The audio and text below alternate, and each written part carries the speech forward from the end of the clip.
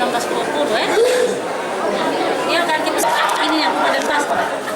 Mau mere Makassar tiap. Memang ada perbedaannya di KTP sama kartu mahasiswa. Nah, di KTP itu dari tempat tanggal lahir. Nah, di KTP itu tempat tanggal lahir itu 1994. Terus yang di kartu mahasiswa itu 1997. Itu yang salahnya di situ. Yang benarnya yang mana? Yang benarnya itu 94. Untuk keterlambatan ini pihak kampus beri kebijakan apa? Terus untuk tiket yang kemarin hangus itu apa ada pengembalian dari Pemprov atau dari instansi terkait? Kalau masalah tiket itu belinya saya tidak tahu, siapa yang beli saya tidak tahu. Hubungi saya. Satu kata pun tidak bilang ke saya. Permintaan maaf? Minta maaf sih, minta maaf. Siapa yang minta maaf? Tadi yang begini sekarang kan ibu tujuan di Jogja toh. PLT.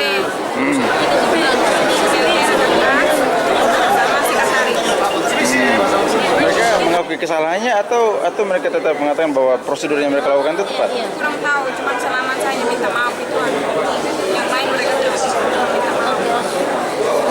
Ada yang memaafkan mereka? Ya, saya maafkan mereka. Tapi proses hukumnya tetap berjalan.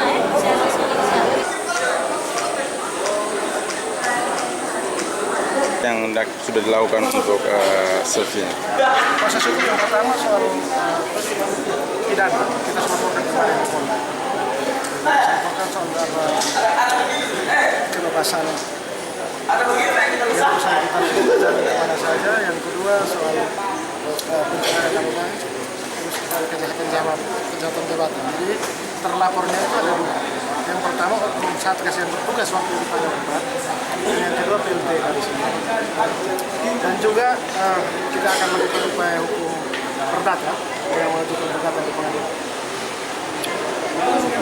Untuk perdata sendiri apa saja yang nanti diminta untuk diganti? Kita akan meminta karena yang bersangkutan ini kan sudah diberikan secara materi dan keterlambatan dia ke sana ini kan cukup mempengaruhi proses pendidikan dia yang berjalan nanti. Dan itu akan kita masukkan juga dalam salah satu permintaan kita nanti.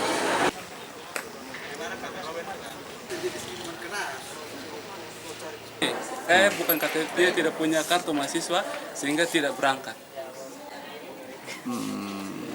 Berulang-ulang kali saya tanya, Pak, bagaimana kalau tidak ada kartu mahasiswa dia bisa berangkat? Tidak, bilang tidak bisa.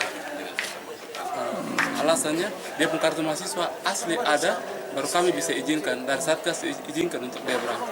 Oke, kalau begitu Pak, saya pulang rumah, saya siap untuk minta mereka kirim kartu mahasiswa dari Jogja ke Kupang, nanti baru dia bisa berangkat. Jadi kalau macam dia bukan mahasiswa, dia tidak boleh berpergian Ya, gitu? dia tidak boleh berpergian. Kalau dia bukan mahasiswa, berarti ada surat keterangan dari majikan. Ya, dia sempat jelaskan. Majikan, tetapi majikannya juga harus 2 tahun dia bekerja di sana. Artinya dia sudah menuduh bahwa ada ini TKW begitu? Ya, dia menuduh bahwa ini dugaan bahwa dia ini TKW. Saya tidak tahu ini dugaan TKW mereka pakai indikatornya apa, saya tidak tahu. Mungkin penjelasan lebih lanjut seperti apa. Ini pulang nih untuk melanjutkan kuliah atau sudah sampai semester berapa deh? Ya, dia sudah semester 7, dia baru pulang PKL dari Alok dan dia pulang dan selesaikan skripsi. Ya.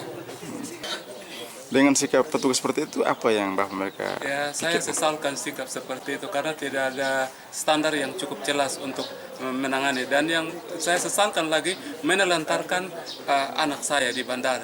Kalau seandainya saya tidak ada di Kupang, saya tidak tahu saya ada di mana sekarang.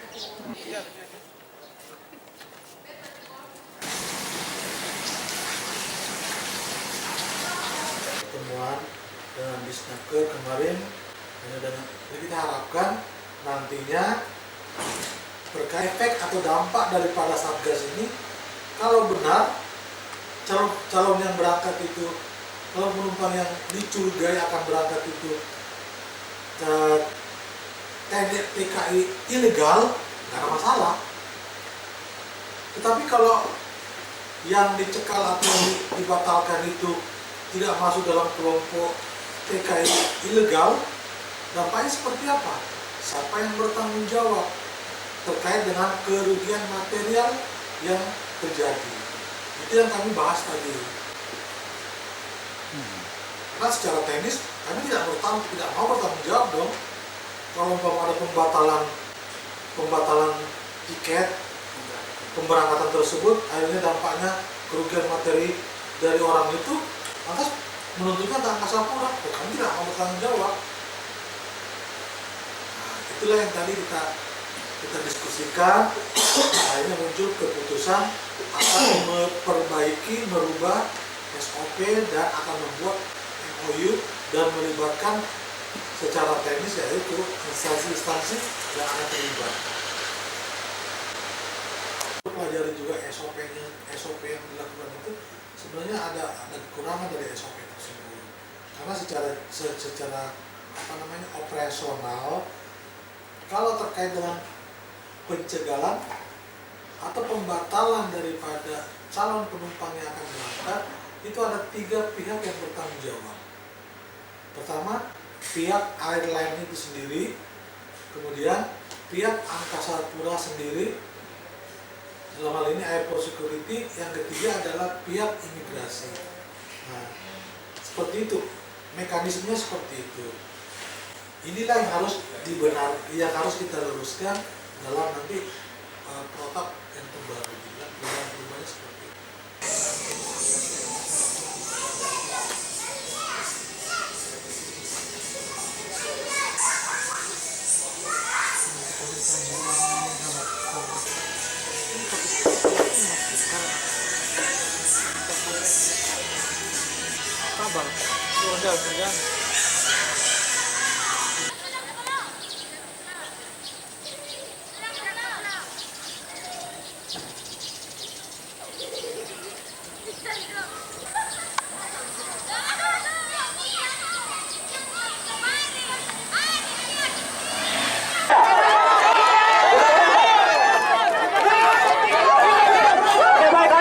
Ada keterangan lain. Memang semua sekarang kan lagi ada berproses, karena semua itu ada aturannya. Jadi kami harus semuanya melakukannya berdasarkan aturan, sehingga pada saatnya itu tetap akan ada endingnya dari persoalan itu pasti. Kalau untuk kasus apa? Ada SOP untuk Iya, mengenali kami ada orang itu? SOP-nya, kami ada berita acaranya, semua prosedur protap kami di Mendara sudah kami laksanakan. Berarti sudah sesuai prosedur apa ya? Iya, sesuai prosedur. Kecurigaan petugas terhadap korban gimana tuh? Sampai bisa dideteksi? Iya, karena kami dari data yang ada, sekali lagi sesuai protap, ketika kami meragukan dari data yang terbawa dan dijelaskan, ya prosedur kami tetap. Berdasarkan data petugas kami di lapangan, setelah kami begitu ketat melakukan pengawasan, alasan yang dikemukakan bisa bermacam-macam. Antara lain yang sampai dengan hari ini adalah mahasiswa.